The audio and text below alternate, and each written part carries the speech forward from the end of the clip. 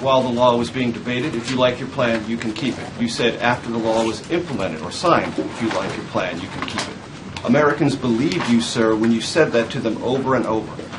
Do you not believe, sir, the American people deserve a deeper, more transparent accountability from you as to why you said that over and over when your own statistic published in the Federal Register alerted your policy staff, and I presume you, the fact that millions of Americans would, in fact, probably fall into the very gap you're trying to administratively fix now? That's one question. Second question. you were informed, or several people in this building were informed, 2 weeks before the launch of the website that it was failing the most basic tests internally. And yet a decision was made to launch the website on October 1st. Did you, sir, make that test? And if so, did you regret that? Okay, on the website, I was not informed directly that the website would not be working as the way it was supposed to. Had I been informed, I wouldn't be going out saying, boy, this is going to be great. You know, I'm accused of a lot of things, but I don't think I'm stupid enough to go around saying this is going to be like shopping on Amazon or Travelocity a week before the website opens if I thought that it wasn't going to work. So clearly, we and I did not have enough awareness about the problems in the website, even a week into it. The thinking was that these were some glitches that would be fixed with patches, as opposed to some broader systemic problems that took much longer to fix, and we're still working on them. So that doesn't excuse the fact that they just don't work, but I think it's fair to say that no, Garrett Major, we would not have rolled out something knowing very well that it wasn't going to work the way it was supposed to, given all the scrutiny that we knew was going to be on the website.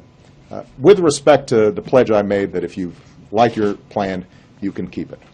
I think, and I've said in interviews, that there is no doubt that the way I put that forward unequivocally ended up not being accurate. It was not because of my intention not to deliver on that commitment and that promise. We put a grandfather clause into the law, but it was insufficient.